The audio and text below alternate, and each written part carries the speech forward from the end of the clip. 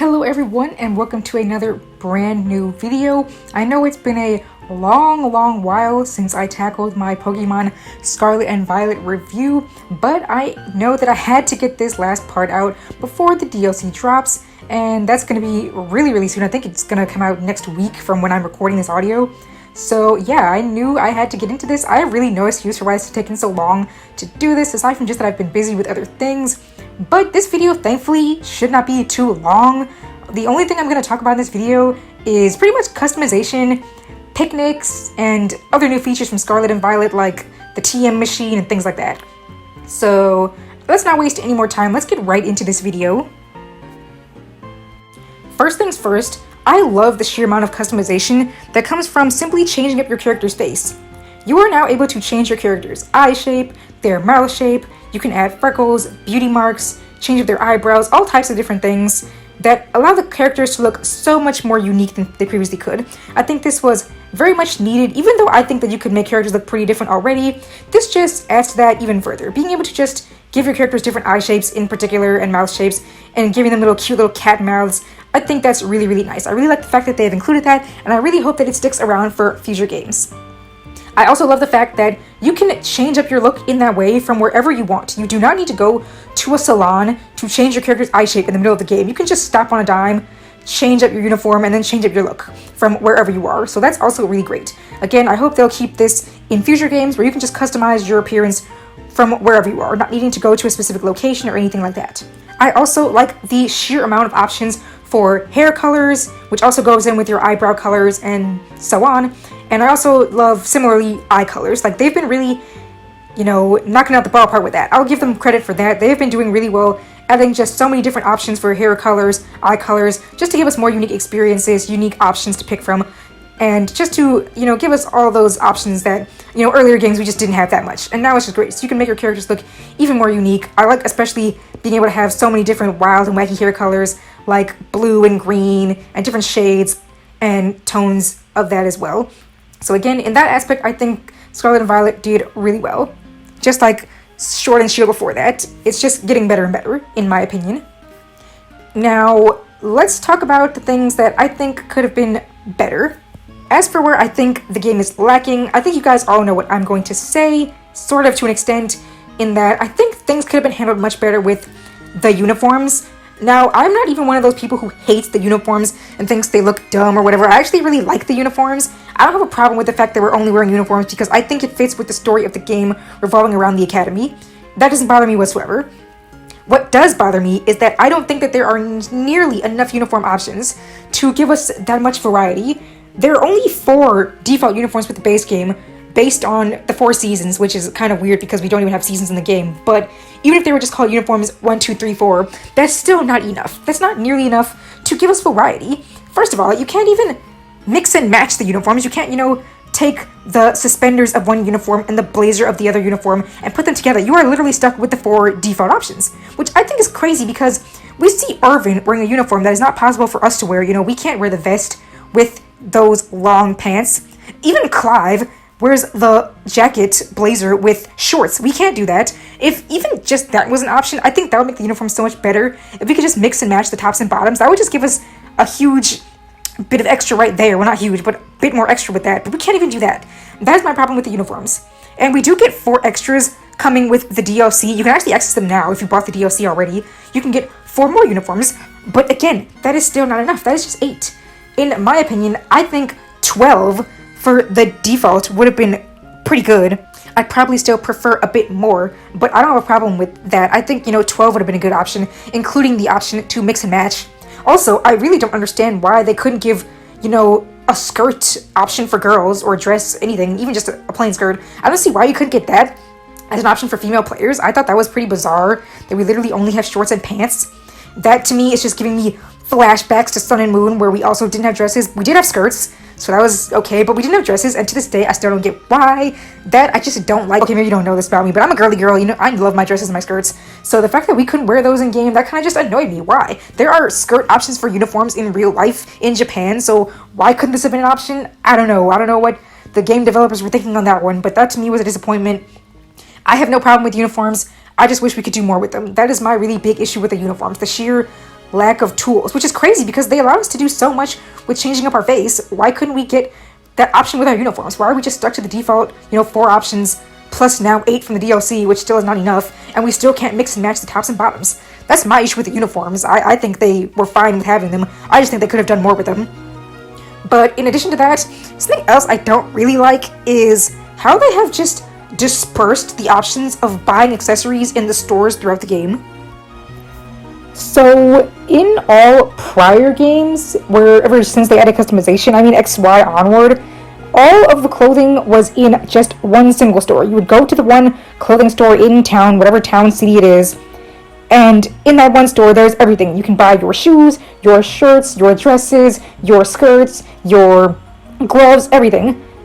Now, for some reason in Scarlet and Violet, they decided to just disperse all the clothing everywhere for whatever reason. We have to go to the glasses store to get our glasses. You have to go to the backpack store to get your backpack. You have to go to any store, just specific stores. The shoe store, the sock store, every single store is separate, basically. Now, there are some stores. There are very few, one of which you're going to see in this video, where they do have multiple types of accessories in one store, but it's not all of them. There'll be like a store, I think I'll show you a store with tights and bags and shoes, but it doesn't have everything, and that's another thing I don't get. Why did they disperse all the stores and separate them like that? It was so easy just going to one store, being able to look through everything they offer, and just being able to buy what you want. Now I have to go to one store to get one thing, go to another store to get another thing, and it's just very weird, it's very annoying. I get that it's more realistic, but come on, this is a video game. We don't need to go to 5 different stores to get 5 different types of accessories, guys. Come on, that's just way too much for me. Even as someone who loves customization, even I don't think this level of realism is really necessary. I would have been fine with keeping things as they were. Just give me one clothing store, let me buy what I want from there, and that's it. I don't want to have to go to the glasses store, to the shoe store, and I guess granted, most of these stores are pretty close together depending on what city you're shopping in, but other places they're pretty far apart. Like giant cities like Valencia, you gotta go all over to find every single store and look through every single accessory, and some of these places they'll have like 2 bag stores in the city, and I don't feel like wandering around going back and forth to each store to see which item I like more. Like, that's just way too much. I don't think that was necessary at all. I could have dealt with just one store with all the accessories and that would have been fine. I really think that was an odd choice for me. I guess maybe they wanted to make more buildings, but I don't know, that was just a bit odd in my opinion. And that's something I actually hope doesn't continue on, unless they're about to put these stores like literally always like right next to each other. I don't think it's necessary. Just give me one store where I can buy everything and I'm good. But aside from that, that's pretty much all I have to say for customization. I get that I agree that they made some good improvements. Like I said, I like how they gave us so many options to pick up, to change our face, and our, hair colors. All these different things are getting better and better. I think the uniforms, like I said, I think they're pretty hit or miss with how they handled that. I was fine with it to an extent. I think it could have been much better. But I still think they could have made some more improvements. And I feel like that for a lot of these games, where like they'll do something good in one game, then they'll kind of regress a bit to the next game, and then do things better in the next one, and so on and so forth. So there are plenty of elements I hope they keep from Scarlet and Violet to future games. I really do hope they keep the option to let us change our eye shape, our mouth shape, and things like that, and allow us to change these things on the fly from wherever we are. But I can deal without the multiple different clothing stores. I can deal without uniforms unless they're going to give me different options, like lots of different options, and then we mix and match. That'll be good for me. But aside from that, I guess if I had to rank Scarlet and Violet's, customization, I'd give it a B plus maybe. I feel like it wasn't horrible, but it could have been much better. But yeah, that's my opinion for customization. So now let's move on to the next big thing I want to talk about, which is picnics. So picnics are basically our new version of, Pokemon Camp, and, all these different things that have been existent since Gen 6 with Pokemon Ami. Then we had Refresh, and then we had Camp. Now we have picnics. So I think picnics are really great. I really like, ever since, I think Camp really stepped it up a notch from the previous ones where, we had all our Pokemon out together playing, seeing them all on the screen at once instead of just playing with them one at a time. I think they've been getting better and better, and picnics are just that much better because you have so much freedom to, have your Pokemon moving around. We're not just in this random confined space that is only camp. We can have our Pokemon, run around us, and we can run around them, and our character's actually there. So that's pretty cool. Picnics are really fun. You can, of course, boost your Pokemon's friendship. You can play with them, wash them off. see them interact with each other, and so on and so forth. So that's really cool. Now, I'm pretty sure they don't have, races anymore. Like, they have the cute little races in Sword and Shield. But they still can play together by, playing with a ball. They can play next to each other. You can take pictures with them. You can pull your camera out and take selfies with them. That's really cute and cool. Unfortunately, you cannot yet control the Pokemon, but that will be coming in the DLC, coming in the coming weeks. So that'll be nice to be able to take pictures easier. But overall, I think picnics were nice and they're pretty fun. As for what you can do, the really fun thing within picnics is being able to make sandwiches, kind of like curry from last time. You can make sandwiches, which will give you lots of different boosts in the overworld. Sandwiches, it's just like a quick little mini game. You just put the sandwich together, put the ingredients on, put the bun on top, put a star or any kind of pick in it, and it's really cool. And I'm going to show you in this video, where you can go. Like, there are different places where you can go to buy not only different sandwich ingredients, but also different accessories for your picnic table. You can change up your the tablecloth and the cup and bottle accessories, and also the ball that your Pokemon can play with. You can throw around a little ball for them to play with, and you can buy different ones for that too. And I'm going to show you one store. There are a few stores within the game, but I'm just going to show you one in this video here, just so you can know what you can buy, where they are, and so on and so forth. And I'm also going to show you the sandwich shop that is in Misagosa. If you go in this is one of the few buildings you can actually go into. You can go in here and you can talk to a guy, and he will unlock all the sandwiches for you. It's based on how far you get through the game. I think it's based on the amount of badges you have. You can keep going back and forth talking to this guy to get more sandwiches. Now, I never talk to this guy within game, so when I talk to him here in this video, I pretty much unlock every single other sandwich, if not the vast majority of them. And I can only, of course, make the ones that I have ingredients for, but I pretty much unlocked most of them just by talking to this guy this one time. So if you want to wait to the end to talk to him and just get them all at once, you can do that. But if you do that, you pretty much limit yourself to what kind of boost you can get, because making a sandwich will give you different kind of boosts of like what Pokemon will appear more frequently in the wild, which one will spawn in more, what you can easily catch more, being able to hatch eggs quicker, so on and so forth. So you get all these different types of abilities with the different types of sandwiches. So keep an eye on that if that's something really important to you. Also, using picnics is the way how you can get eggs in this game. That's like the breeding mechanic. So again, keep that in mind. You will be able to bring two Pokemon of the same egg group together in a picnic, and you can check the little basket on the ground and see if you can find an egg. So all that, again, is really, really cool. I think sandwich making is cool. And also, I'm going to show you in this video, you can make the already existing recipes, and you also have the ability to make your own unique sandwich by picking on, I think it's called creative mode. So yeah, you can just press the button on screen when you pull up the sandwich. I think you press like Y or A, one of the letters on the Joy-Con. You press one button for creative mode, and then you can basically put on any ingredients you want, any fillings, any sauces. You can pick like up to, I think, 6 main ingredients and 4 sauces, and then whatever you have, in your bag, you can put on a sandwich. And I know there are bad sandwiches you can make, but I don't think they're really too frequent. I've never made a bad sandwich, but I have seen other people online make sandwiches that, your character in the Pokemon don't like. So I don't know how you do that. Like I said, I've never made a sandwich that my character, my Pokemon didn't like, so I don't know how to do that, but that is an option. I don't know if it's like based on the ingredients or what, but yeah. So picnics, like I said, I think they're really cool. I really enjoy them. I think, like I said, anything that's really cute, that's not Pokemon, go out and play together. I think it's really fun. So picnics for me, I think are great. Step up from camp. And again, I hope we see more things like this continuing on in future games. Now, I just want to take this last bit of time to talk about just a few other new things to Scarlet and Violet that I really liked. One of which is the auto battle mechanic, where you can basically press the R button, or I don't know if it's R or the ZR button, one of those buttons, where you can send out your Pokemon to just go out and attack wild Pokemon around you, and when they auto battle and attack them, they will gain EXP. Oh, and by the way, I didn't mention it earlier, but you can get EXP by playing with your Pokemon in picnics. But you can also do it easier and quicker by doing auto battles, where again, you just send your Pokemon out, toss them at any nearby opponent, and they will just take them on. You don't need to enter an actual battle and use moves. They will just attack them, similar to Team Star Raids, and they will just go out and attack them, and either they can beat them depending on their level and type, or they can lose. Like, these auto battles are not just auto win. You can't just send your Pokemon out and expect them to just get EXP. If you're at too low of a level, or if you have a really bad type disadvantage, your Pokemon will either faint or take a lot of damage. I don't think they'll ever actually faint. They'll just run back to you and go back to the Pokeball if they get like low on health. So I don't think you have to worry about them ever fainting, but keep an eye on them. Make sure you're not just blindly sending your Pokemon out. The best thing I do is just take them to where you know they're going to be wild Pokemon with a type disadvantage to what you have. Like I'm using in my video, you're going to see me using my Bellybolt Tad, and just I'm throwing him out at like super low level fletchling, so that's a pretty good way to, farm EXP easily. But these Pokemon can run away if they're fast enough, so again, keep that in mind as well. But I think it's a really great mechanic. I love how I can easily just gain an EXP very easy. I hate you guys know I hate having to grind. Just grinding Pokemon in the old games was horrible. So I'm very glad with these new mechanics that allow us to be able to avoid grinding. Anything that allows me to avoid grinding, I like.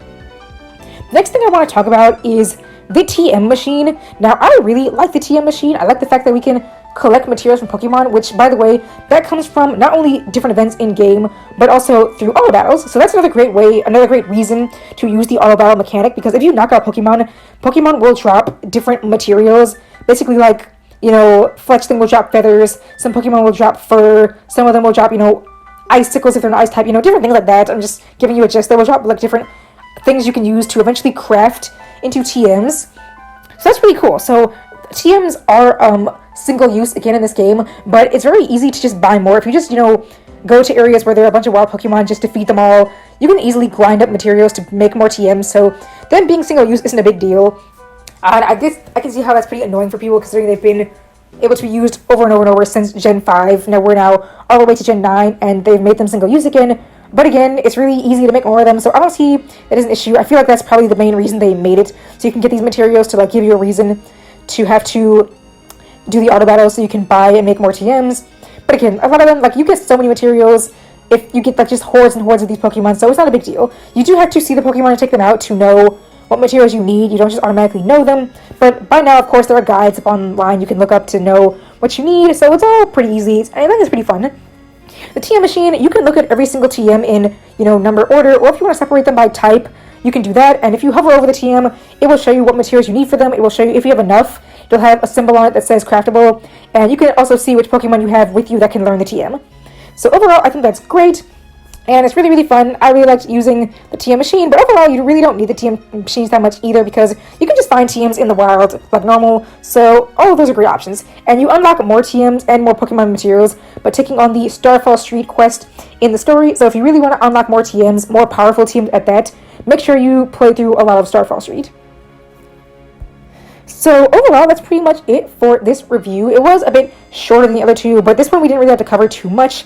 And like I said in the beginning, sorry guys that it took so long to get this video out. I've been having so many issues with my Switch, not wanting to connect to my TV, all these different things going on. I've been so busy with other projects, but I just knew I had to get this video out before the DLC drops very, very soon. And as I mentioned before, I'm not going to be doing a specific, you know, actual playthrough of the DLC like I did with my initial playthrough, because one, it was just a lot of work, and me trying to just get a video out every day, that was a bit much for me. So what I'm going to do is, I think I'm just going to play the entire DLC, the Teal Mask, when it comes out, all in just one big sitting. I'm just going to play it all at once, and I'm just going to export out a video for you guys, just one huge video, going through it from start to finish. This will mean it will take a while, because of course I do have other things going on, not just on this channel, but in real life. So this video is not going to come out first day, but, you know, no lie, based on my analytics, most of you guys aren't even really, or most of my viewers are not watching my video game content anyway. Most of the people are watching for other stuff, so I don't think you guys will mind if it takes a bit long to get the video out, but I will do my best to get it out as quickly as humanly possible. So with all that being said, thank you guys so much for watching part 3 of my Scarlet and Violet review, the final part of the review, covering the entire game before the DLC has dropped, and of course, after we get through the DLCs, both of them, the Teal Mask and the Indigo Disc, I will do a whole new separate review on those DLC. So that'll be it for it now. Consider this the final review for my opinions on the just base game, and moving on forward, we'll get to talking about the DLC. I'm really excited for the DLC. It looks really, really fun, and I can't wait to jump into that when it comes out next week. Thank you guys so much for watching, and I will see you all in my next video. Thank you!